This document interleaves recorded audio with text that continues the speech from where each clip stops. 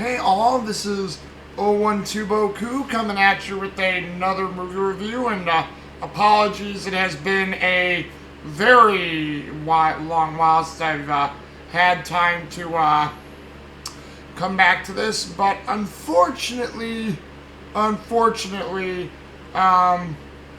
have not had the time. It has been busy with work stuff, busy with a whole bunch of other stuff, and Hawk, are you alright? One moment, guys, be right back. Hey all, this is 012 Boku coming at you with another movie review, and again, I am sorry that it has been quite a very long time. A very long time indeed, and was not my intention. There's just been a lot of stuff going on. A lot of friends have wanted to do stuff with me. I have not found the time to do as much writing and movie reviews as I want, because if I wanted to, I wanted to try to do one every other week, and unfortunately, that is easier said than done in most cases. So, hey, to that other point, you have just entered, and I'm going to start working on my title. You have just entered the spoiler zone. Just wait, someone else is going to have the spoiler zone, and I'm not going to be able to use that, but that's what I'm going to cause, and I'm going to be like cheesy about it. So, the spoiler zone. Try to do it with that type of gusto as I see so many of other people have. Like, try to make it exciting. But that's what I'm calling my zone now, the spoiler zone. So, what I am going to tell you is every review I do is going to probably be a little in-depth on the characters, the story, what the film's about, and I'm going to give you reviews from the trademarked Rotten Tomatoes at the end of every video, and we will go from there. So that's how we're going to do this in the very, very near future on things. So, hey, thumbs. So, to that same credit and point, we begin here and make sure we got everything set up here. Let's see here. Aha, yes we do. So, alrighty.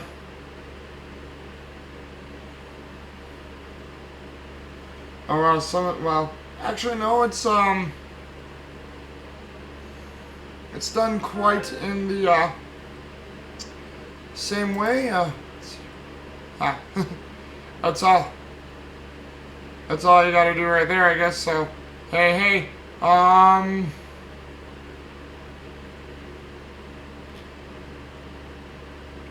yeah, sorry, I'm looking at the cast and crew. Don't mean to be doing that. Oh wow, Bill Buttolato helped with the stuff. Original music by Harry Gregson Williams. What?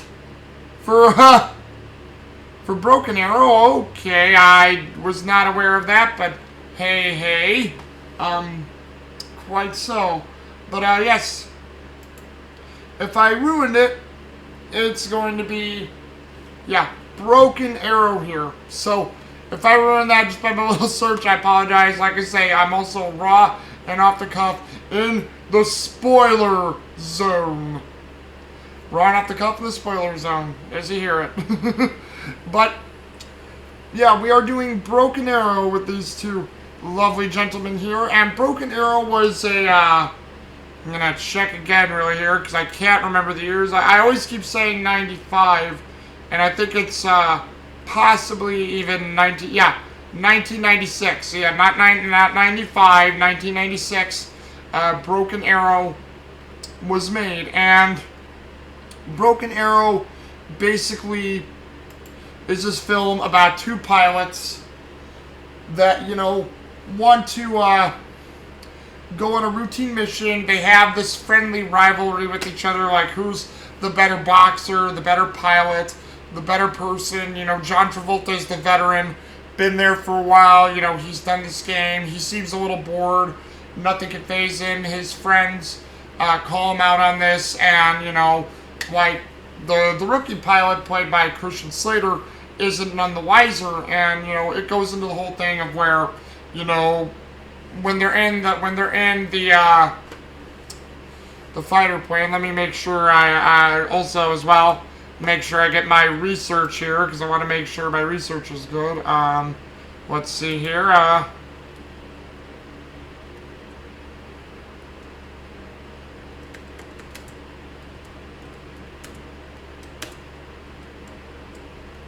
Keep forgetting you can't do caps on Bing. See, fighter plane and Broken Arrow.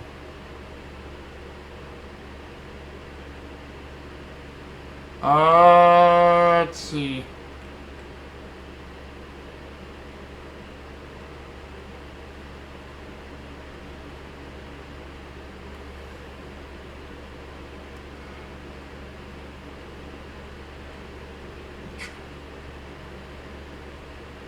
Boy, I could be wrong. Let's see. That could be. Let me click on this photo, because I know this photo is exactly what they were flying. Ah! So that's what it is. A B-3. I could be wrong about it. I'm not too sure, but it's like a B-3 bomber. They're flying the B-3 bomber together. Apparently, John Travolta's character looks at Christian Slater. They start fighting it out. He was supposed to kill Christian Slater. And then you learn how John Travolta plays the character of wanting to hold the world hostage for a nuclear bomb because he's tired of living by the normal rules of the military and the government, and he wants to go batshit nutty. And this is also for a payday, and many times he's also pretty insane. It's over the top John Travolta insanity, but come on, if you guys have not seen Face Off, then you have no idea what you're missing, because I'll tell you this right now. I already have all my stuff set up that I need, and man, the reviews for Broken Arrow, poor John Woo. I mean, I guarantee you, how much you want to bet Face Off's reviews are better, but I mean, come on. The way I look at it, Face Off, Broken Arrow, a lot of the action films in the 90s were pure cheese, but they were great. They were great action films with a cheesy pretense, and I mean, I love it, because it's ridiculous balls to the wall. Action films are meant to be, in many ways, good, fun films. Sometimes with great story, sometimes without great story, but it seems, again, people don't know action films, because I'll go ahead and give you it now, just a pretense for what you hear me talking about. So here's a little prequel of what it is. The critic meter, the tomato meter on Rotten Tomatoes, 53% critics, 44% audience. So yeah, Broken Arrow does not seem to be well liked within the circles of fans and critics. So hooray! But anyhow, we start off with Broken Arrow here, and now we will go into character introductions, because basically I gave you the whole instance of a quick little snippet plot of what this is about, and of course, as you know, Christian Slater has to try to stop John Travolta from having the bomb go off, and their rivalry becomes a heated, real one with hatred and disgust and cheesy lines from both men, and underacting and overacting from both men. It wasn't John Travolta or Christian Slater's greatest work, but I love it because of it. Because you could say, hey, it's good fun. That's what I love it. And to be fair, Samantha Mathis wasn't that great in it either. But, I mean, Delroy Lindo was good. Bob Gunton was good. Howie Long being in this film was a flippin' trip. I mean, it's good stuff overall. Because now you're learning it all in the spoiler zone. And I'm probably going to be dropping that a lot, so if I annoy you with that too much, and I should just maybe say it like once or twice, let me know, guys, because, I mean, I feel like I have to remind you, because that's what my reviews are. I spoil things. Because, I go through the whole stuff here. Let's see. We have John Travolta, as you see here. John Travolta, this guy right here with his big, smiley, sexy face. And John Travolta plays, not Hale. I always forget his name. Oh, yeah. Because Hale is Christian Slater. What is it? Oh, yeah, he plays Major Vic Deakins. That's right, Major Vic Deakins. To where, Deakins has been there for a long time. He's been like a career man. I believe Hale asks Deakins, why are you still here? You could have made colonel or, moved up the ranks anytime. And, Deakins like, it's not interested. It's a boring job, boring procedure. I wouldn't be into it. And, the movie starts off as well with the two boxing and the one who can get, like, ahead of each other. And as you see, throughout the boxing, both men are pretty evenly matched. Deakins does get a little bit of the upper hand, but Hale keeps fighting back. And, Deakins basically tricks him a few times and fakes him out, and he, gets him with his jabs. And he basically says, you gotta be careful of the fake out. You gotta know what ends up happening in those situations. So, you don't do that. Sorry, guys, if you saw that, my camera's been freezing up a little, so I'm hoping I'm not having that from the past happen, because I'm not going to be happy about that, if that's true.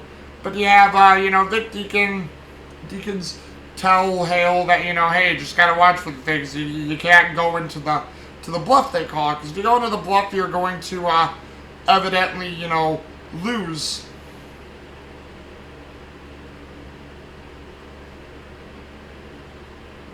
Come on, camera of mine, don't do that.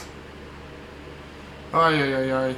Sorry, guys, did it again. So I'm going to have to make sure I check for edits of this very, very well. But, so they have their boxing match. Deakins gives the pointers to Hale, and then they take off in the B-3 bomber. And when they're in the B-3 bomber, they're going through a test run. They're supposed to be doing a test run, and local commands know that they're in the area, because it's supposed to be, can the B-3 bomber avoid detection? Can, this army base find out where they're at, what's going on? And it's all routine. As they're going through with it, Hale and Deakins are talking. Deakins is basically looking at Hale with, like, this, like, the weird, like, I'm going to betray you look, like John Travolta can always do. And, it gets, like, to where John Woo goes in really close, and you see the eyes to where it's like, oh, yeah, I'm going to do shit to you. I'm wondering what you're going to do. Yeah. And, it's like that, like, the inserts are that close. And then, like, right when it happens is, that's when Deakins is about to, like, shoot Hale. And then, they start to fight it out. And eventually, Deakins gets rid of Hale by hitting his ejector seat. Like, Deakins releases the bombs, and they float safely down to the ground because they were jettisoned the proper way, and they have parachutes on the nuclear missiles. And, Deakins eventually ejects to where, it goes on. Hale is going to do his heroic thing where he's going to try to track Deakins down to stop it. But Deakins, we find out, has had this plan. Apparently, there is like, these group of terrorists, because they're basically terrorist military junkies that Deakins got together for this thing, as well as a supplier. I'll go over the supplier too, because he is part of the main character. Oh yeah, Mr. Pritchett, who's their supplier for this money. And, like, Deakins gets them together, and in classic terrible villain fashion, we see these terrorists, like, kill a bunch of innocent people. Like, apparently, we get the idea they took out a lot of the Park Service in this mountain range area. They kill an elderly couple camping out in the Rocky Mountain areas, because the guy comes out and says, my my wife is sick, she just wants a fire, she's cold, she ain't feeling well, and then they shoot him, and then they shoot her inside the tent, and, they just start taking out a bunch of innocent people. As always, despicable, deplorable acts, because these people didn't ask to be caught in this situation, but yet here they are getting killed just because you're in the way. So classic villain stuff.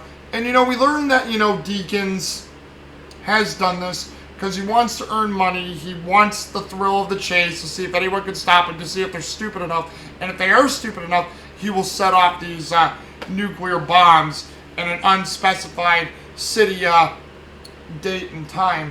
And as this continues to go on, we see where, the movie basically bangs out and does everything it needs to do. And overall, Deakins is trying to get things together. He has people on the inside. We find out that there's a nest team coming to dispose of the nuclear bombs and disarm them properly so they can't go off and or recover them if they can. We find out he has a man inside, the nest teams, and this guy kills all the remaining nest teams. I think they also get the drop on the nest teams as well, like Deakins men does. And it goes through this motion where Deakins is trying to carry out this plan, runs into Hale a few times, they duke it out. There's actually a part where Hale and a partner of Hale's, Samantha Mathis's character, they actually get the bomb into this mine shaft to where they're going to try to stop it. And what happens is the mine shaft is where they were also going to test this out at anyway. They were going to test this bomb in the mine shaft, and it didn't go off the way that Deakins wanted to. But while Deakins was fighting Hale, he basically arms the bomb and says, "Oh hey, you're gonna get buried down here. You're gonna die, but hey, go ahead and be cool." And there's I think there's fighter jets or helicopters on the way to Deakins, and Deakins is riding away with his men. And when the bomb goes off in the cave, causing a huge implosion in the cave, plus it also still releases the EMP, taking out the helicopters or planes that were coming to stop Deakins. Deakins is just hey, it's what it is. So it's another day in the yard for John Travolta, and at the same time, you can see that if you see this movie, John Travolta is way overacting. He's overhamming it. He's way over the top. His usual style is like, "Hey, I'm gonna stop you. You can't stop me. Come and get me, man." It's like, wow. John Travolta at his best being hammy, in my opinion. And it leads to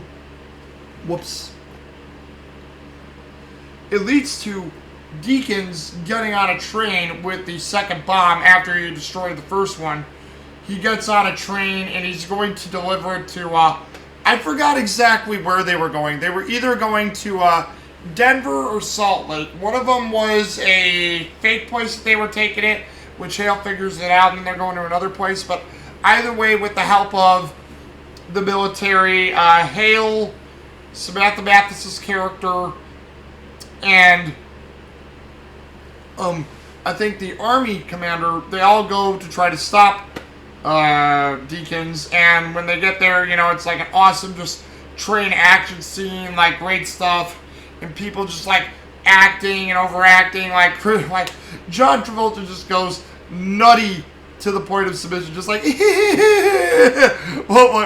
one. He is completely over the top at this point. And what's funny is when Hale and Deakins are fighting in the final scene, Hale says, "Deakins, you've gone crazy," and he's like, "Yeah, ain't it cool?" Who says that? Except for crazy old John Travolta, who is overacting to 100% of the degree. And, it's just great to see.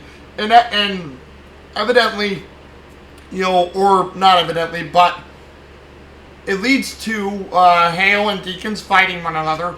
They duke it out. Hale gets the upper hand on Deacons, and then Hale, I think, uses the abort release clamps on the missile to like send the missile flying at, or no, he releases the missile from the clamps that they were having the missile held down on the train, and it leads to the train crashing. And when the train crashes, the missile goes flying off the table, basically hits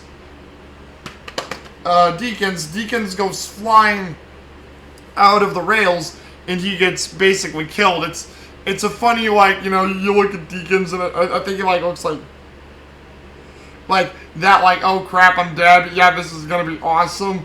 Sort of look like, hey, I don't care. And so the missile hits him. He goes flying out with the missile. He is killed. And like, there was also something at the beginning of the movie where the two bet money, and like it was $20, and you know, Deacons won the $20 at the beginning, and once Hale beats him at the end, the $20 is just like laying in the grass, and like Deacon takes it like, hey, I win. So a cheesy little turn of events there, but I mean, still fun stuff. And I have to say, John Travolta's hilarious overacting in this film is great.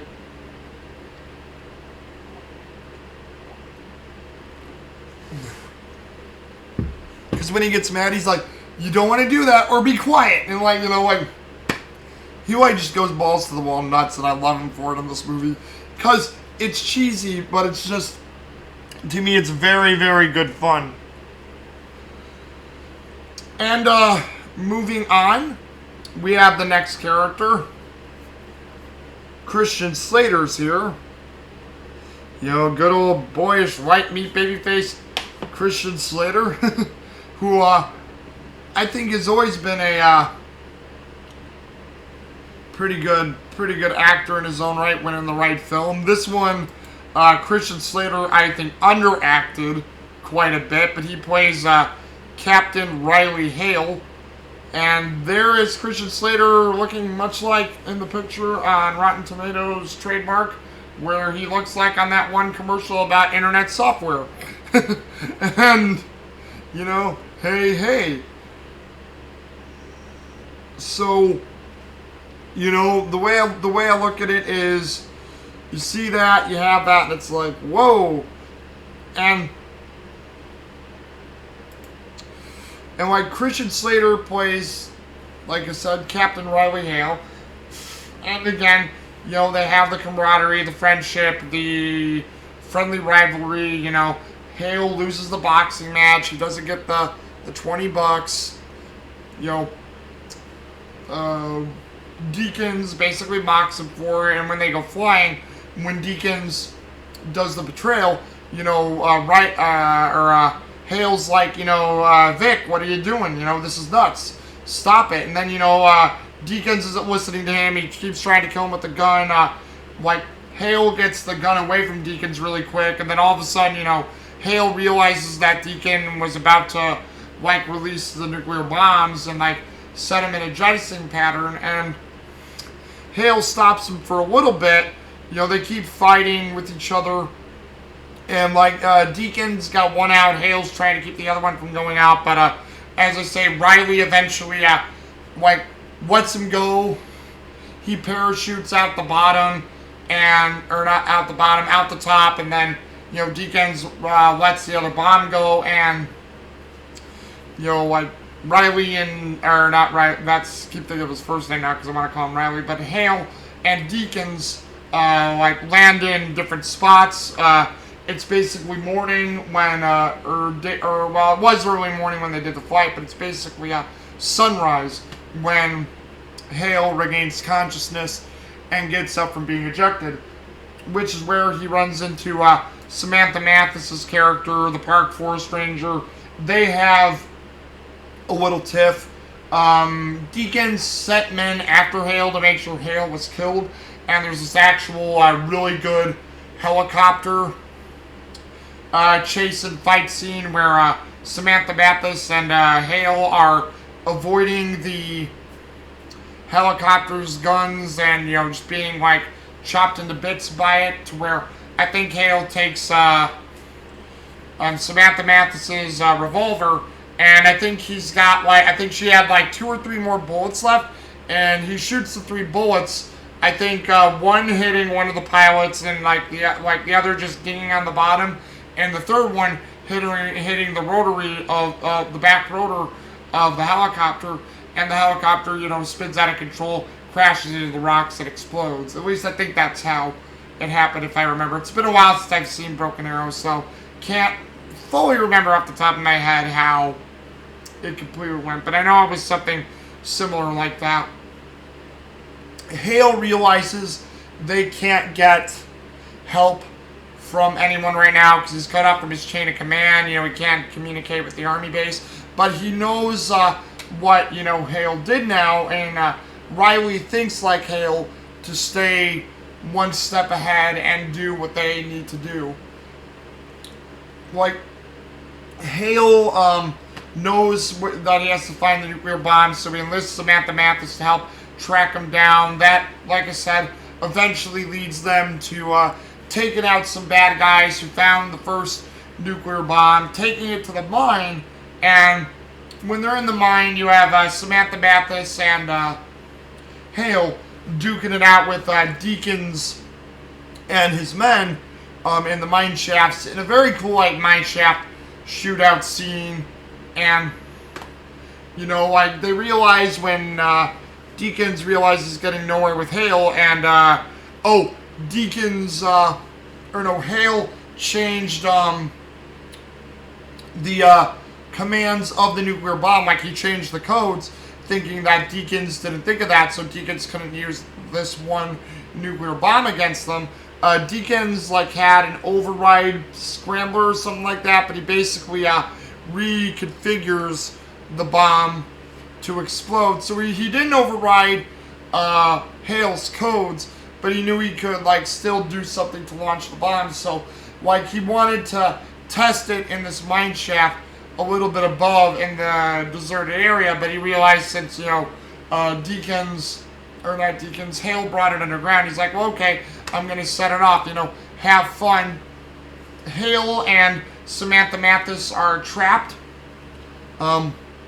They escape in an underground river to get far enough away from the blast, because the river was rapidly flowing, so the river basically carried them down the stream they needed to go to, and the bomb goes off, the implosion, and EMP knocks out everything. Deakins gets away. There's also a part to where Hale and Samantha Mathis get separated. Samantha Mathis actually gets on a bunch of boats and goes with Deakins' men to the train where they have the last bomb at, and Hale gets picked up by the military.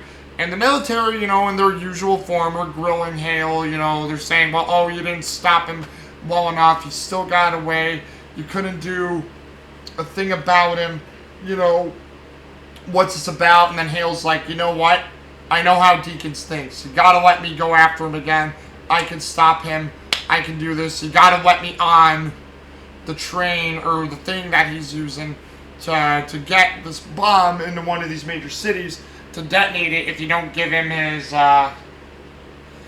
money. I think he wanted, let me research that as well, because I know that's a bit of a part of a important thing. Let's see here. How much money, how much money do YouTubers make?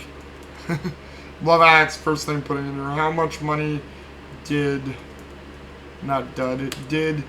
Vic Deakins want in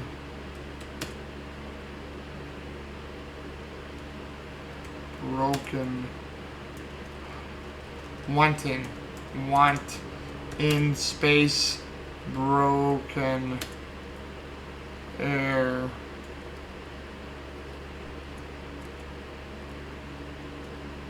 I think my caps lock was on. So let's see. Well, they actually have a villains wiki page with Deacons. So I'm going to be using this really quick. I'm not going to quote anything directly from it. Let's see.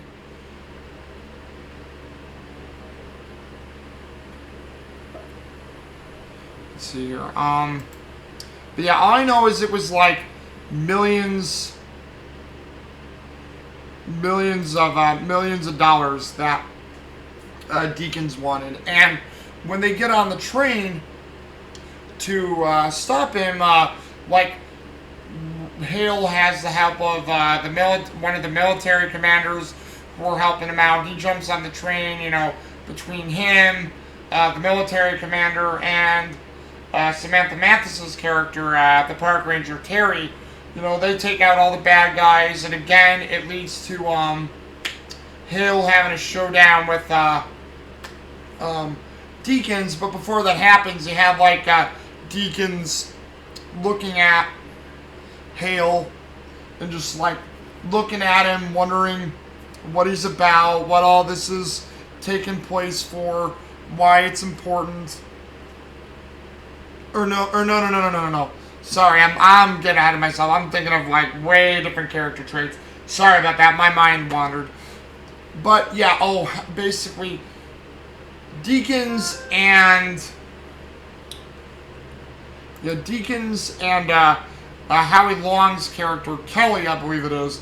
They're like trying to they're fighting amongst each other because Deacons arms the bomb.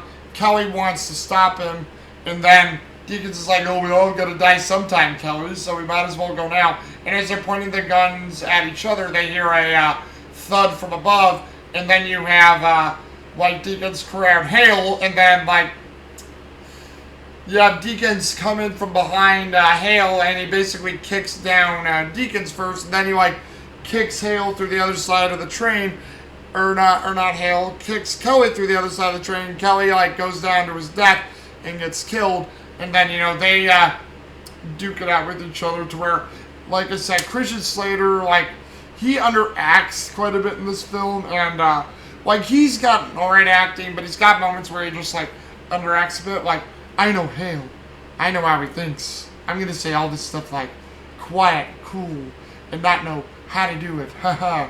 And you know, like for instance, where I said the "ain't it cool" line, you have a Hale go, "Deke, you're out of your mind." Yeah, ain't it cool?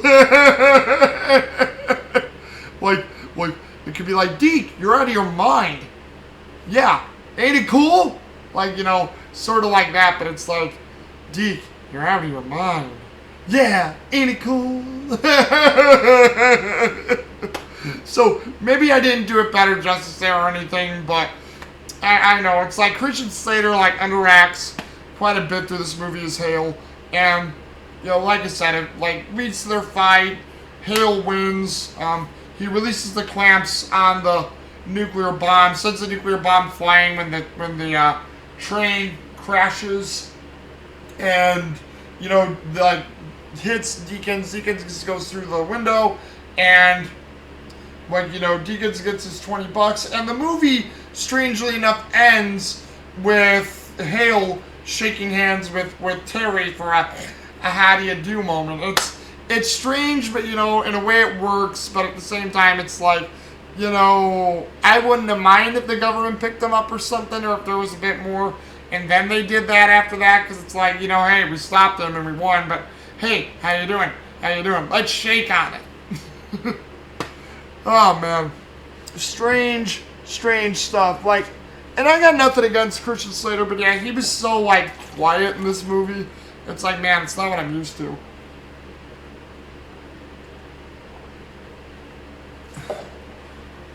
I mean, Christian Slater had more acting chops in Fern Gully than he did in this movie, and that's saying something. And it's funny because both Samantha Mathis and Christian Slater played in Fern Gully. I think Samantha Mathis was Krista, and Christian Slater played Pips, the guy who liked her, who she was playing, was hard to get with Pips. And so it's sort of funny how two characters in Fern Gully in 1992 end up playing together in an action film for Broken Arrow like several years later. So it's sort of funny how that works out. And to that same point, we don't see her on this cover. She is a little bit running on the back there. I know you probably can't see her, but if you can, she's that one park ranger you see there running right next to Hale as the helicopter crashes into the mountain and explodes. Which, hey, I was right about that. Hey! And, so that's Samantha Mathis. She plays Terry Carmichael, who is a park ranger. And, she's just out and about, checking things out. She's seeing people come through. She sees gates that are left open that shouldn't be open in their park service for these mountains. She's hearing, like, weird things. I think she sees or hears the B-3 bomber go above, and she's, like, freaking out from it, like, wondering, okay, this shouldn't be happening. What's going on? She's actually in contact with her chief throughout the movie, and, she's trying to talk to the other forest rangers, but, nothing's going on, because she knows she's not the only one on duty, so she's trying to talk with the other forest rangers. She can't get through to them, and, she ends up, again, running into Hale, and, at first, she doesn't know to trust Hale. She's, just upset that he's there. She's wondering, okay, what's he doing? This guy shouldn't be here. Nobody should be, in this area. I'm going to try to arrest this guy, do my job, follow my jurisdiction. Hale, as you know, tries to resist arrest. Terry and Hale get into a bit of a fight. And I have to say, the way Samantha Mathis plays Terry, she's a bit more free-spirited, but she's also, like, downplayed, like how Hale was, where she's like, I talk like this, and wait, there's a nuclear bomb? At times, it's like, it's really cheesy, and it's hard to get into these actors, because all the main characters are like, you either overplay, or you underplay, and it's like, wow, holy crap. But, she had to wear a crown. Samantha Mathis looked really cute in this movie, and she decides, after they both take down the helicopter of Deacon's men that were chasing them, she wants to help Hale out. She tries to get in command. She tries to get back into command with her chief. Her chief isn't answering now, so I don't think we see the chief, but I think as they're chasing down Hale, I think our Deacons, I think Hale lets Terry know that, I'm sorry, I think everyone you're working with is dead. I believe Deacons planned this out way months in advance and scoped out the area, so anyone who was working here tonight is probably, dead, or they're, tied up somewhere, something like that. But I'm going to go with dead. But yeah, like he said, all your friends have been taken out. And, Terry does her best to help out Hale in this movie. She's with him through the duration of the ride, when the first bomb goes off, when all this different stuff happens. A lot of the other men and people don't seem to notice her, but she becomes noticeable when she sneaks away from Hale. And like I said, there's actually a boat where there's more of Deacon's men loading stuff up, and I don't know if they have a second bomb there, but they're loading different tools and things up, and they take off across the river before Hale gets picked up by the government. And while they do that, they arrive at their destination where Deacons and all these other guys are, and Kelly and stuff, and they're unloading everything on this train, and Terry sneaks aboard the train without anybody getting seen. So I gotta admit, you gotta like the guts on her, because even though she doesn't look like the strongest character, she's like, well, okay, this affects my area, these affect people near me. If this guy succeeds, millions of people are probably going to die from this bomb, and this could probably even start a war. I've got to do what I can to help stop this. I know I'm frightened, I know I'm scared, but I got to do what I can. So she sneaks onto the train, she's scoping out the train, she's seeing all the men that are there before Hale and the military arrive to try to help, and she ends up in the room with the nuclear bomb, where Deakins leaves a scientist, working on it. And then, Terry, who's still frightened, I think, I don't know if I think she may have lost her revolver on her, so she doesn't have a gun on her, but what she does is she, picks up a wrench, and she's trying to, come at this guy with the wrench, and she was about to, hit this nerdy-looking scientist in the back of that with a wrench, knock him out or kill him, so she could try to help stop the sequence. And what ends up happening is the guy turns around. I think he kicks Terry down to the ground, and then the scientist is like, "What? You thought I was another one of those computer nerds who couldn't fight, who could get taken out easily?" He's like, "You know what? I have a degree in judo, and I'm a military, mastermind. I can kill you in 6 different ways." And he's gloating, and he keeps trying to attack Terry. Terry keeps dodging. I believe Terry has the wrench in her hand, and she chucks the wrench, bam, right on the head. It was either wrench or a hammer. It was one of the two, but she basically throws the item, bam, right in the middle of the guy's forehead, to where there's just this huge black spot, and it's I could guarantee with that type of black spot and the blood that was coming out a little bit, she crushed his skull. So she ended up getting lucky and killing this guy. She tries to get away after that, but sadly, Deakins and Kelly find her, and they're holding her hostage. And, before, Hale and the military get there, Deakins is using her hand, and, being all, creepily sensual, helping her arm nuclear bomb, and, she refuses to do it at times, but, Hale just keeps grabbing her and forcing her like that to touch the different things. So he's being really creepy and maniacal with her right now. Again, in a very cheesy way, but I mean, it's probably one of my most favorite scenes, because just seeing how far he was gone and how much non-human Vic Deakins was at this point, because there was nothing left. This guy really just looked like. I mean, I guarantee that bomb would have gone off whether he would have got the ransom or not. Because he even says right before the bomb goes off, and I'll probably say this when he's with Kelly, when I get to Howie Long's character, he's like, "Oh, fuck him if they couldn't take a joke." And, that's when he arms the final bomb to try to kill everybody. And, it's just when he's doing that with Terry, he's just loving this, and he gets upset with her, but it's he's getting off to it at the same time. So, it really is just a uncomfortable scene to watch at points. But eventually, Hale does show up. Terry does get away, and I believe one of the last things we see of Terry is that she gets to the front of the train. I think she takes out the train driver, which causes the train to crash. Hale and Deakins thing, and then once they win, you have Samantha Mathis has Terry come down, and that's when they shake. I'm Terry Carmichael. I'm Captain Riley Hale, and it's the movie ends, and I'm like, okay, that's a little strange. And again, Samantha Mathis has this very cute disposition in this movie. I don't mind it. It works, but to the same point, and she in her ass, she speaks so softly and so da-da-da, and it's man, oh man, could use a bit more in the character department there. But I mean, still, I still enjoyed it, and I think Samantha Mathis was decent in the movie. We also have Delroy Lindo.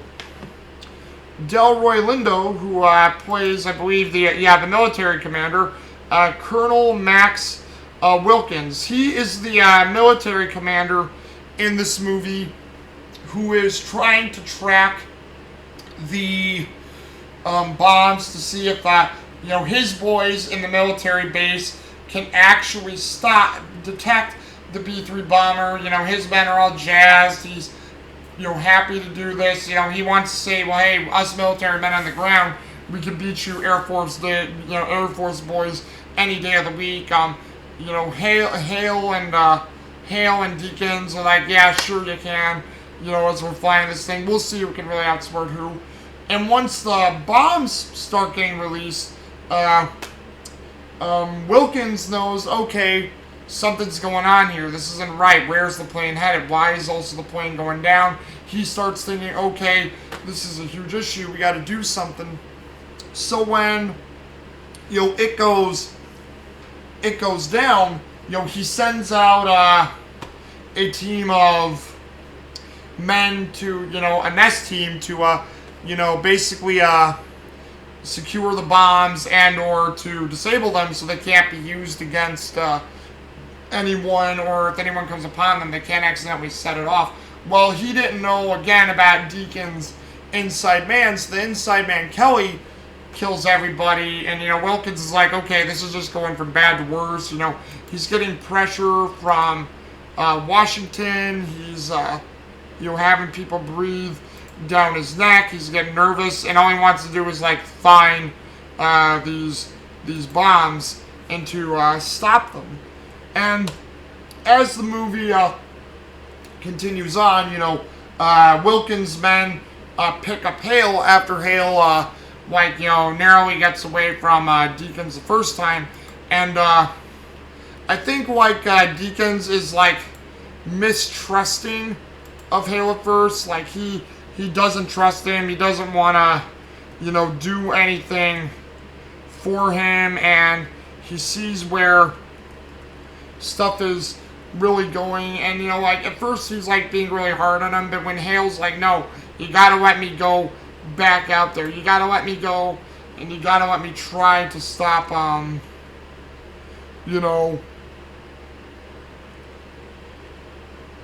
yeah, you gotta let me try to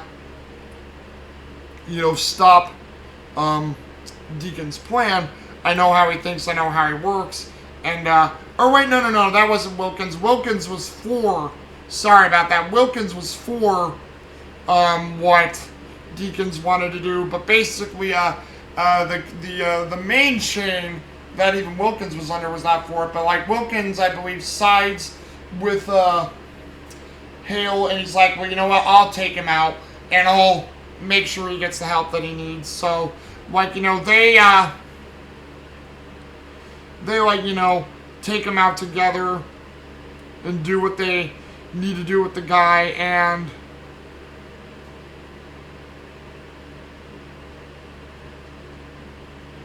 Sean Taub was in there? Oh yeah, Sean, sorry, I'm also checking different things because I wanted to make sure that I had all the people that I needed to, but yeah, I guess he doesn't show up to way later. That's really weird, because there's a side character I'm gonna mention here too who they don't have, but yeah, he helps again Hale get on the train, and that's because Wilkins and a pilot are flying a helicopter, so they're having a helicopter come in low. Hale gets on the train, they do everything that they need to do on the train. Wilkins is actually helping him out. I think he has some sort of automatic rifle or a sniper rifle, and he starts taking people off on the train. And then sadly, and a part that sucks is you have Deakins and his men shoot at the helicopter. They take out the pilot, they take out Wilkins, and they end up crashing into a sidewall of a tunnel cave that the train goes through. So sadly, Wilkins ends up getting killed in here. But Delroy Lindo played a really good character as Wilkins, a very tough external character. Definitely one who knew what to do things right in the military, and also went to put pressure on command, saying, no, we can't do this right. We got to go after and stop these guys. So he was a very good supporting main character in the movie. I really like Delroy Lindo a lot in this film, and it sucked when his character Wilkins bit the dust like that, because it's that sucks. But hey. Then we also have a character who he's sort of a main character that sets up exposition, but it's Frank Whaley, which they have it here. Hold on, let me get back. Yeah, Frank Whaley who plays Giles Prentice, and I forget who Giles Prentice is. Let me see if I can, again, do my bits of research here, find out who Giles Prentice, because I forgot who he represented. And, they were using from him from the movie, but he was, I think, a press secretary for the White House, and he was trying to, like, basically help the White House have a cover story for what went missing with these bombs, and you have a secretary tell him that, you know, oh, it's a broken arrow, and he's like, wait, a broken what? A broken arrow for, you know, losing a nuclear bomb, and then, like, Frank Whaley has this quote as Giles Prentice where he says, yeah, I don't know what's worse, the fact that we actually have, you know, we've lost so many nuclear bombs in the past then, or that we just made a term for it. So, there's all those things. Give me a moment, guys. Time to use the bathroom. And hey, guys, I'm back, and sorry, we were talking about Frank Whaley's character as Giles Prentice, and, like, you know, Prentice says that line about the nuclear bombs, and as we're learning, you know, Prentice basically goes and just gives, like, exposition throughout the film, what's going on, what they should say about the nuclear bomb, like, what's really happened with the case. Like, he really is there just to fill exposition, but Frank Whaley plays a good, like, nerdy guy. I forget how it happens, but he actually, near the end of the film, ends up in the military base of Max Wilkins, Colonel Max Wilkins, and where Hale's there, and they're actually there talking together, trying to figure it out, trying to fit the military vibe. Hale thinks, you know, Giles Prentice shouldn't be there, and Prentice is like, because I saw this quote too, and I always remembered. I think I would have mentioned it anyway. He's like, actually, I was a little military too. I was a lieutenant in my ROTC unit in college, and like Hale's like, well, that's very good for you, Lieutenant, and I'm happy for you. Sort of like, hey, ROTC, you know, you guys do what you can, but you guys aren't full military. And that's the one thing I realized. I never knew, like, ROTC was not full military. I mean, they do go through the training, but I think people have told me that ROTC is more like a reserve. Could be wrong about that. So if you want to, like, tell me what ROTC possibly is, you know, let me something down in the comments so I can get the full idea. And that's basically the end of Giles Prentice, where they had that little bit of talk there at the army base to find out what they all needed to do, and that was it. You know, it was a nice, neat role for Frank Whaley. Frank Whaley played it well. He plays, I hate to say it, he's like a pencil pusher in this movie, and he plays a pencil pusher well, and, you know, he fills the exposition that he needs to fill in this movie pretty good too. So I give Frank Whaley credit. He did a good job in that movie for that part. There's Bob Gunton as like I mentioned earlier. Bob Gunton plays. Put some of this down again. Bob Gunton plays. Where are you, Bob? There you go. Mr. Pritchett again, and he's the financier of Deakins and these terrorists trying to get these nuclear bombs off the ground. And he definitely isn't a guy for violence. Definitely doesn't seem to like military guys or trust any of them in any way. Like he like Bob Gunton plays a complete whiner in this movie. I mean, you sort of understand him too, because Pritchett, in a way, I think represents the audience in this movie too. But at the same time, you know, he's just a complete whiner of a character. Because, like when I said earlier, when the terrorists show up and Pritchett's there, when they shoot the elderly couple camping, like, sadly, the old man's body falls into the fire. Then they shoot the old lady in the tent. And then, you know, Pritchett comes out there and he's like, oh, God, what a mess.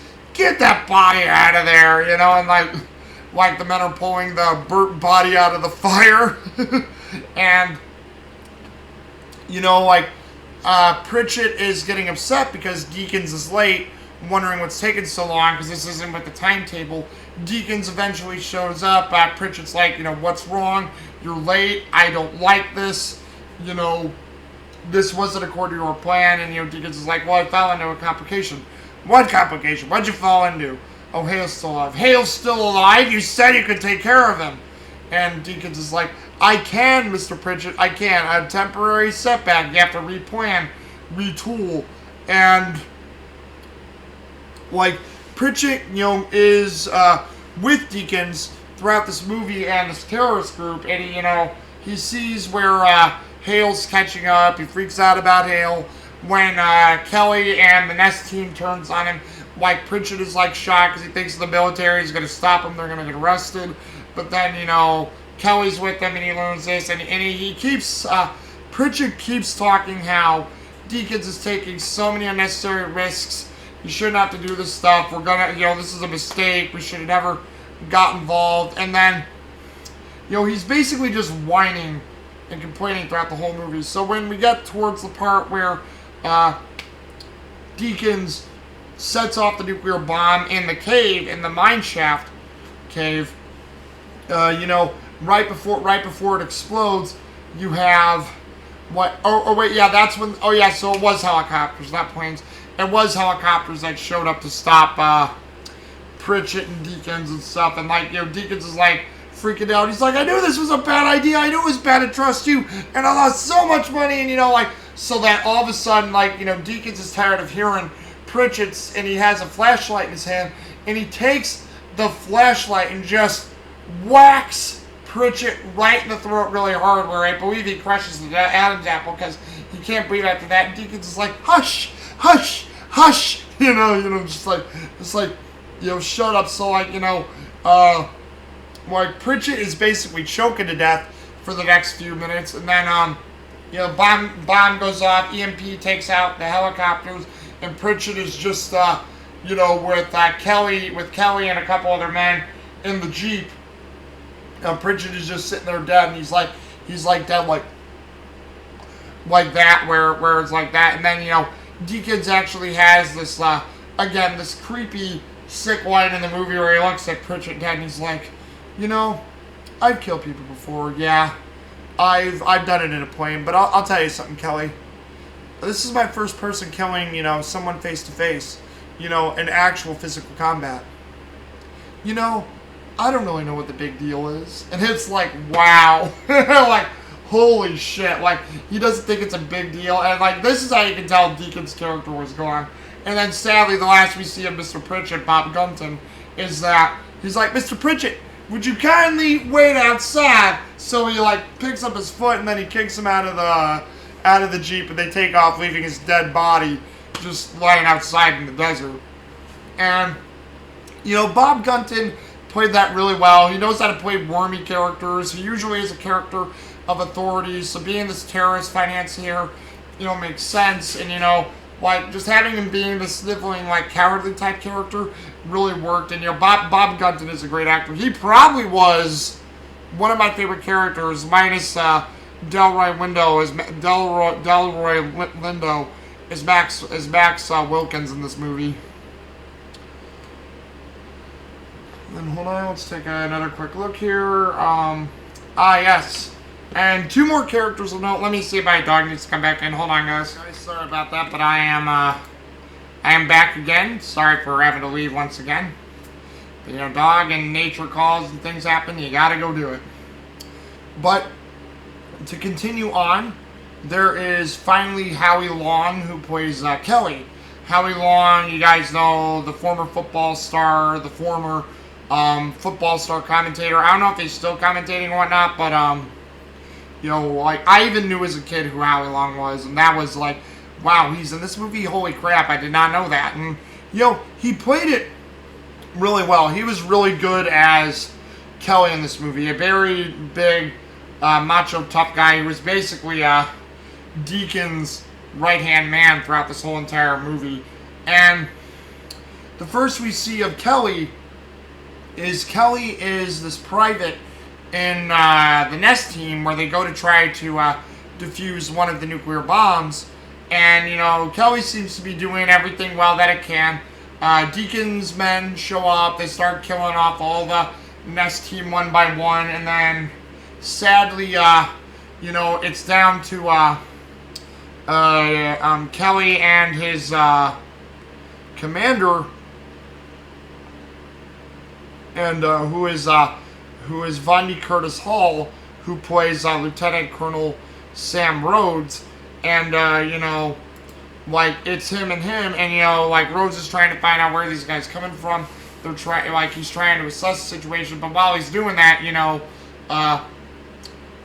like Kelly basically comes up behind Rhodes and he's like, sorry, Lieutenant, but unfortunately I can't let you stop this bomb today. And sadly and brutally, I think he wasn't brutally. I think he shot him like several times, but he basically brutally kills Colonel Rhodes, and Rhodes' face is one of shock because it's like, wow, we were betrayed from within. I can't believe this. And when Kelly and Deakins and his men get together, like there's actually a person on the radio trying to get a hold of the Nest team, and Kelly's like, like he plays this like hammy production where I think he says I should win an Academy Award or something like that, but Kelly's like, no, wait, stay away, one of the nuclear bombs, they leak in radiation, we tried to stop it, everyone else died from exposure, you can't come here, don't come, oh God, and like, and sadly the military base, the Washington, the Pentagon, they all buy this hammy performance of Kelly's, and then they basically end up getting away with it. And like I said, like Kelly's whole character is there just being the right hand man of Deakins throughout this entire film. Not his yes man, but he's always there like covering him. They're always like next to each other in the firefights, like wherever Deakins is, Kelly is sort of right behind. So it's almost like Kelly became a new pupil of Deakins, if you could sort of say that sort of thing. But then, like I said, towards the end of the movie, when stuff starts going haywire because of Terry and Hale, you have, like I said, that part where, Deakins is like, everything's going to hell, I'm just going to arm this bomb, have it go off, hell with it. Like I said, fuck them if they can't take a joke, beep. And then, Kelly sees this, and Kelly points his gun at Hale and says, stop that countdown. Stop that countdown. And he's like, what's wrong, Kelly? Don't you want the bomb to go off? Don't you want to go out in a blaze of glory? And he's like, no, I thought we were going to get money. I thought we were going to get paid. I'm not dying for you like this. And that's when Deacon's like, come on, Kelly.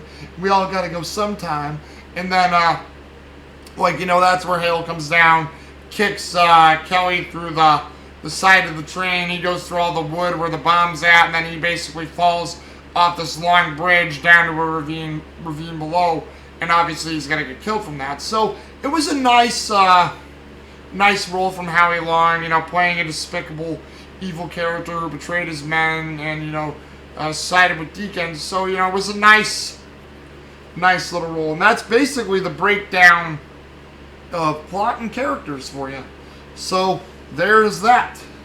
And like I said, it's something that you don't want to remember. I said it a couple times already, but my thing now, I may even try to change my channel to have it to be this way, like 012 Boku's spoiler zone, which that may be how I go about it.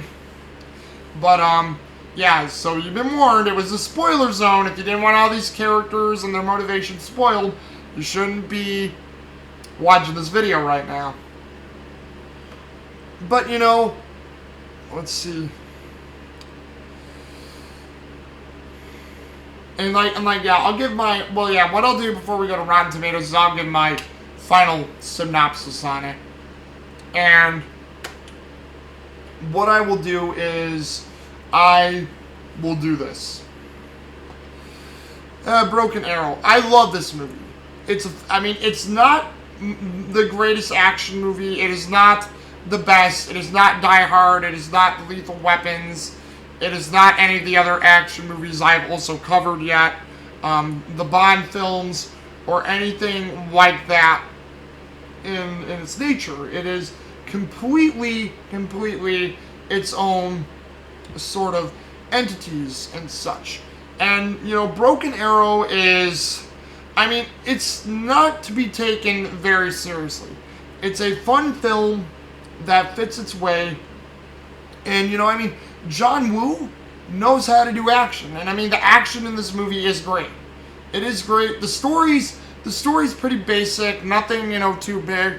But, I mean, the action in this film is great. It sort of accentuates the story, maybe takes it over a little bit, but the action is really great and fun in this movie. I actually do love Hale and Riley's end of the movie fight scene. I love how, even though it's pretty stupid, when Hale ends up undoing the clamps, the bomb goes right through Deacons, and just like, oh, with dummy going flying everywhere.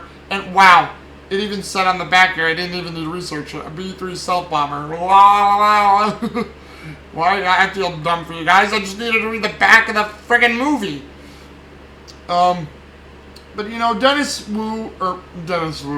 John Woo does a great job, I think, in this movie. The direction's great. I forgot, let's see, were there any noticeable... Well, yeah, there's, Mark Gordon and Bill Baudelato, they've, done other sort of horror movies and action movies before. Mark Gordon has that style, so does Bill Baudelato, and all those guys. They have that style, they have that way. John Woo's a great and excellent, action movie director. And then you have the music by Hans Zimmer, which the music is good. And then I have to say, the theme where both Hale and Deacons have their sort of separate scenes where they're either being heroic or like when Deacons is being evilly mischievous. It's the theme is do do do do do do do do do do do like that, and it's played by a guitar, and that fits the film pretty dang well. But when they have the high intense near the end of the film action scenes, like when everything is on the train, you can hear Hans Zimmer do a very early rendition of the theme of Pirates of the Caribbean, which was done by, I guess you could say that film music was done by Klaus Badelt. But again, I think that the whole do do do do do do do do do do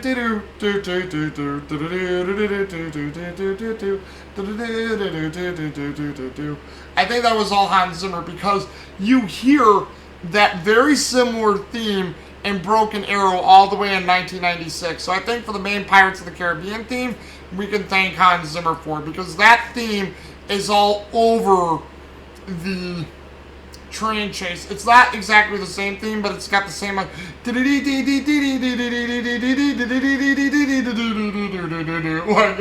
it's faster played, and a few of the notes are different. But I swear, when I saw this movie again after I found the DVD, I'm like, that's Pirates of the fucking Caribbean.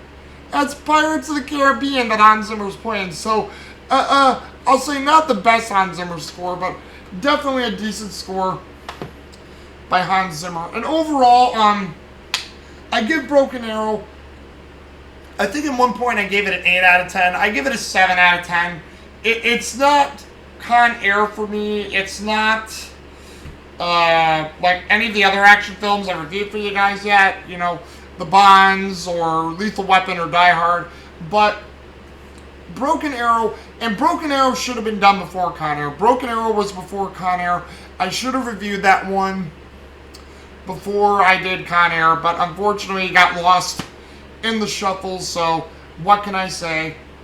That was my fault. I apologize about that. But, Broken Arrow is a great film, and I give it a 7 out of 10. And again, what do you guys think of Broken Arrow? Just leave the comment down below and let me know. But now on to what I think is my favorite portion of the show, and I hope it's your guys too. And also, I saw I have 32 subscribers now, guys. Keep it up. I'm glad for the new person who joined. I'm glad I have 32. I know people are like, hey, you only have 32. You're not that big. I don't care if I'm big. This is about being fun. And the fact that 32 of you watch my videos, that's a thumbs up in my opinion. I love it. And I hope you guys watch, and I hope you guys have enjoyed what I've put up so far. And I'm so sorry again for being late. Time is just gotten away from me bad in the month of July. I wish I could have done maybe like 2 or 3 videos this month, but unfortunately was not in the cards. But anyway, we will get to it. And here is the critic consensus, and I quote from Rotten Tomatoes on Broken Arrow. John Woo adds pyrotechnic glaze to John Travolta's hammy performance, but fans may find Broken Arrow to be a dispiritingly disposable English language entry for the action auteur. I can agree to that in some ways, but I think the action in Broken Arrow was great. I have nothing against the action that John Woo did, because it's just like, oh, pyrotechnics, like, take over the hammy performances. It's like, no, they sort of go hand in hand, but yes, the movie is cheesy, but you know what? I love cheesy action films if they are good enough. If they're, like, really stupid, I can't give them that, but I don't think Broken Arrow, just like Face Off, I don't think Face Off and Broken Arrow are two stupid films, but are they insanely cheesy movies? Hell yes, they are insanely cheesy. Broken Arrow and Face Off are extremely cheesy, and I still need to get Face Off at some point, because I would love to have that, because I love how, Nicolas Cage is the villain, and John Travolta's the hero, and then it switches throughout the film just because of the happenstances that happen. So Nicolas Cage is the hero and John Travolta's the villain. So, all that craziness. So I mean, again, Broken Arrow can't be taken too seriously, but I can tell from what they've gotten from Rotten Tomatoes is that critics didn't like it, and neither have the fans. But I can understand. It's not John Woo's best film, but I hate to say it, guys, neither is Face Off. Face Off is just good because of when it came out, the cheesiness, and the great action that John Woo put into it. And even that one has John Woo pigeons. I don't think Broken Arrow has John Woo's pigeons in it. And let's see here. Let's see. And basically, I'll just show you guys really quick. We have 4 credits. 4 critics. 1 that was a negative, 3 that were a positive. All their quotes are not available. So, I don't know why that is, but hey, that's strange. But I will give you some of the quotes right here that I will read. There is, let's see, 1, 2, 3, 4, 5. 1, 2, 3, 4, 5, 6, 7. And yeah, I'll give you these 7 quotes because I sort of like these here. Let's see. The first one is a positive one from January 1st of 2000, or 20, which that's probably the one year I'll use, 2000, because it was the start of it. And it's from Mike Quark from USA Today, of all things. And then, let's see. Directed with the keen action instincts Woo brought to the killer. Let me restart, because these are his films, so I re-quote again. Directed with the keen action instincts Woo brought to the killer, Hard-Boiled, and other cult classics from his career in Hong Kong. That seems to be a John Woo fan, and there you go right there. John Woo's alma mater. Action films, and they're cheesy and a little over the top. He was good at them. Oh boy. Here's one from Roger Ebert from January 1st, 2000, from the Chicago Sun-Times. Roger Ebert is a hard man to please. I liked Gene Siskel a lot more than Roger Ebert. I respect Roger Ebert as a movie critic for all these years. I think may he rest in peace. I don't think he's alive anymore. I don't think, but I respected him in the movie universe for all these years, for all the films and things he's gotten to do. But he was a hard man to please. I think he loved just giving a bad rating to a lot of films. But let's see. Let's see what his rotten review says, and I quote, "This is a promising premise, but somehow Broken Arrow never really sinks its teeth and takes it seriously. Consider, for example, the scene where we discover Travolta is not what he seems. he turns to Slater in the cockpit and narrows his eyes. Yeah, I can get that. I can get that. I mean, but again, I sort of understood why John Woo did that, because he didn't want to bog us down with needless character exposition. And in fact, you got a lot of that in the boxing match that, took place in the beginning of the film. So you understood that these guys were friends / rivals, and if you're a good psychopath guy trying to get rich, you need a good poker face. You need to fool your best friend or your co-pilot or your mentor, whoever you are.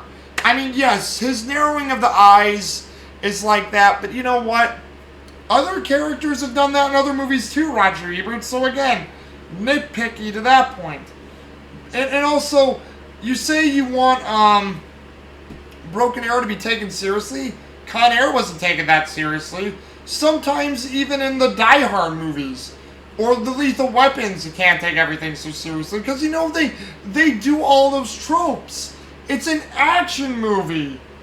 Man, oh man, Roger Ebert, you are a hard man to please. I mean, I respect your opinions, but you are a hard man to please. Oh wow. This one is fairly recent. We have a positive review from July 23rd of 2021 from Robin Holabird from Cooner, or Kunr. I don't know what that is, but I apologize for that. But let's see. The movie Broken Arrow remains rentable while the region's monolithic cliffs still overwhelm the senses. Okay, I guess that is positive. It remains rentable while... So basically, it seems like you liked the movie for the scenery, which I'll admit, wherever they... Let me do another...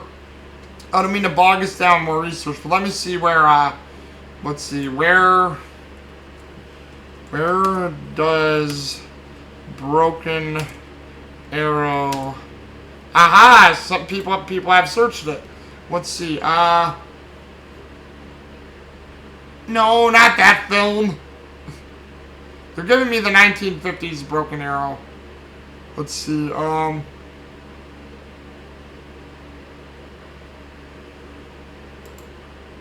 let's see, I think they got that, see, they got it in,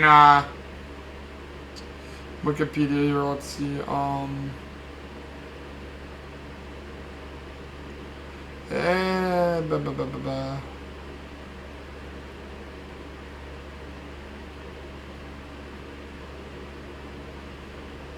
Does it mention where it is filmed? Oh, right, here we go. Let's see. Some filming took place, and I'm quoting from Wikipedia now on their production part, so I quote from Wikipedia, which I wouldn't doubt is from another website, because we know Wikipedia takes stuff from other things. But shot in Glen Canyon National Recreation Area in Kane County, Utah. The lake scene was filmed at Lake Powell, and the desert sequences were shot in the Mojave Desert in Barstow, California, and Coconino County near Page, Arizona. Oh, very nice. And then the yeah, they're talking about the train sequence here. Let's see, Central Montana Rail in Ferguson County, in Bluestone, Montana, and Denton, Montana. Alright, so all over the central part of the United States, so that makes sense, a lot of the desert areas, and I can understand, because that is a lot of really good desert and geography, so that makes some sense. But I mean, I guess that's why she liked the film, because it was for the geography parts. But hey, it's a good positive. I guess I'll take it where I can get it. Let's see here. This is a negative, and this is from September 11th, 2020, from Mike Massey, Gone with the Twins. Alright, another one from Mike Massey. Despite a lot of mayhem taking place on screen, the only memorable component of this ramshackle auctioneer is Hans Zimmer's score. I can't agree with that, because I don't even think the Hans Zimmer score. This was, I mean, it was a decent score from Hans Zimmer, but this was not Hans Zimmer's best. My favorite Hans Zimmer score has got to be Angels and Demons and Fudge. The Da Vinci Code. I've not seen, I bought, Inferno. I've not seen Inferno yet, and I know Hans Zimmer did the music for that, so I don't know how the music in Inferno is gonna go, but, those two movies are my favorite Hans Zimmer scores, because Hans Zimmer, I hate to say it, he's a guy who does the same thing again, and he does have his hand on the dom, dom, dom key way too much in his films. Too much bassness in his stuff, I think. So I can't fully agree with that, Mike Massey, so sorry about that. Another negative score from August 8th of 2018 from Dennis Schwartz, Movie Reviews, and I quote, "An inane thriller for those with a penchant for films that nuke themselves on purpose."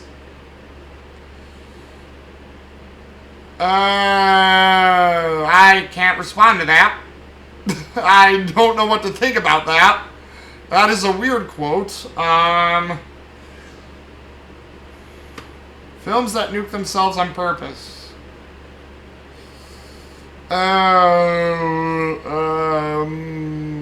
I have no...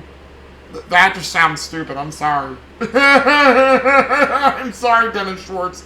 That just sounds dumb. Oh man, I can't even respond to that. I mean, because I'm like, what does that mean? Maybe I'm missing the point you're trying to make, but what does that mean? Because action films have that tendency. I mean, you can get lost in the action, and I'll admit John Woo did. So if that's what you're getting at, yes, but I still think the film has got enjoyable moments. Let's see here. We got two more positive. This one is from January 1st, 2017, from Nick Rogers of the Film Yap, and I quote, "Everything in the Woover is here, and John Travolta acts like a high school junior getting to play bad for the first time." That's not a knock. For better or worse, Broken Arrow embodies everything we expected of an American action movie in '96. Yes! Yes! Nick Rogers, you got it! You got it, Nick Rogers. That's exactly why I own Broken Arrow here. Because, yes, it embodies what action movies were in the 90s. Because, you know what? The ones in the 80s were taken a little bit more seriously. The ones in the 80s were fun, but they were taken a little bit more seriously. When you got to the 90s, some of the action films in the 90s were so fucking cheese, but they were so great. Hell, another James Cameron movie I want to get, I still think it's James Cameron's last really good film that he made, was True Lies, with Jamie Lee Curtis and Arnold Schwarzenegger. That movie is a cheesy fucking film, but it is such a great movie. Same thing with I'll hark back to Commando. You can't take Commando seriously at all, but it is so high quality action and such dumpy one-liners that are so great coming out of Arnold Schwarzenegger and all the other actors that you don't care. It's good fun. That's exactly what action movies are. Good fun if they're done right.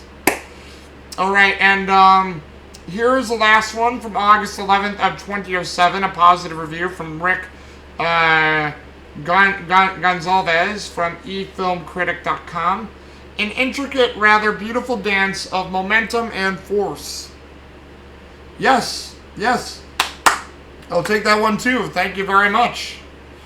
I mean, you know, that is in a nutshell what is represented, and that is what I love about this film here. So again, just let me know, guys, what you thought about this film. You know, leave some comments. I mean, do you love this bit of cheese? Do you not like Broken Arrow? Was it not what you wanted or expected? Just leave a comment down below. I would love to hear from you guys. And I'm going to start being a little bit more lucid and like laid back on these things, because my folks, I guess, saw some of my videos and they say, you know, hey, I should just be careful if I have the facts, plus I shouldn't be yelling and getting that mad. But here's what I will still do. I'll still do my regular thing at the end here, but I'm going to be a little bit more careful with what I say. So, here we go. Fuck you, Joe Biden. Fuck you, Joe Biden. I still don't support you. I like how you're getting mad at a lot of stuff recently, and you're acting like a child because you don't like when people talk back to you, and you really can't. You can't speak anymore, dude. You were so lost. Some of your interviews recently, you have been so lost. You haven't had no idea what to say or what to do. And as far as you, Anthony Fauci, Mitch McConnell, and all your stuff goes, as far as the virus goes, we need to start just doing what we can to keep healthy and take care of ourselves. Because, you know what? President Trump may have started warp speed, and hey, you know what? The virus works for some people. Or not the virus, the vaccine works for some people, but it doesn't always work for others. And I don't like how you, Mitch McConnell, and everybody else are trying to force people to get it. Like, we have to have 100% vaccination. I mean, I say the same thing.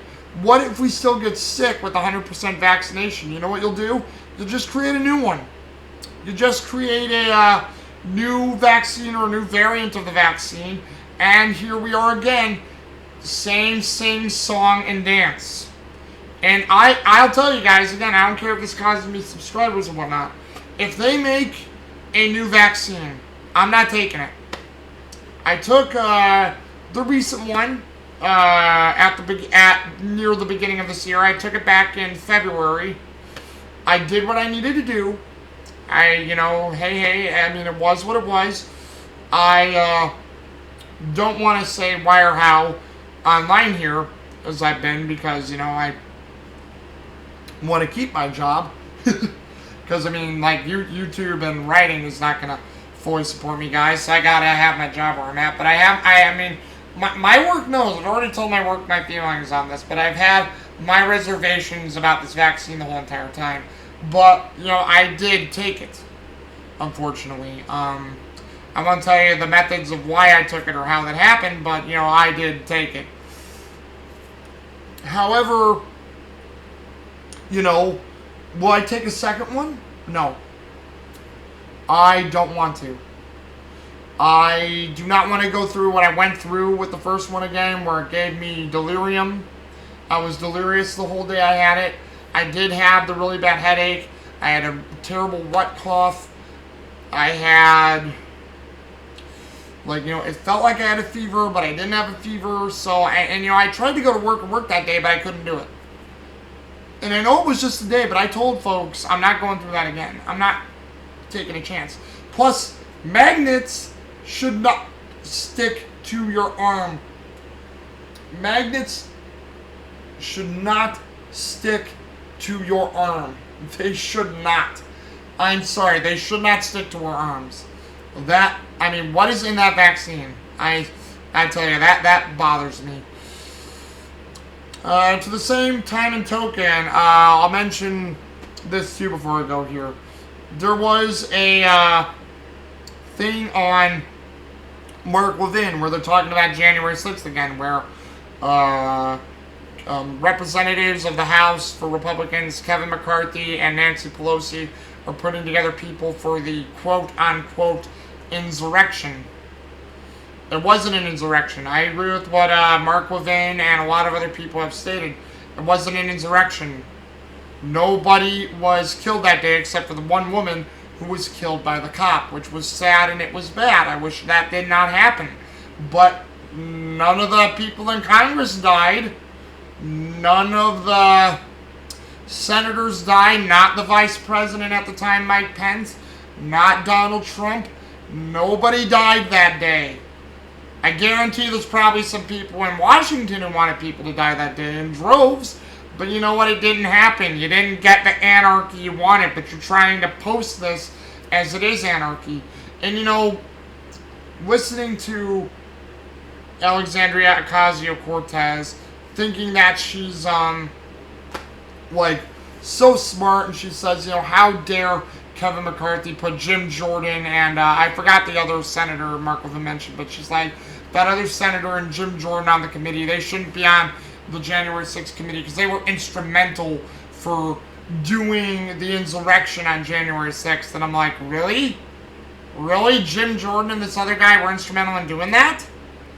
I don't recall senators saying that this is what needed to happen. I don't recall our news programs saying that this needed to happen. I don't even recall our independent programs that saying this needed to happen. I don't recall, any one of the people I listened to. Tucker Knight, Sean Hannity, Glenn Beck, Mark Levin, anyone who I watch on the News and Why It Matters on Blaze TV. I don't recall them ever saying anything like that.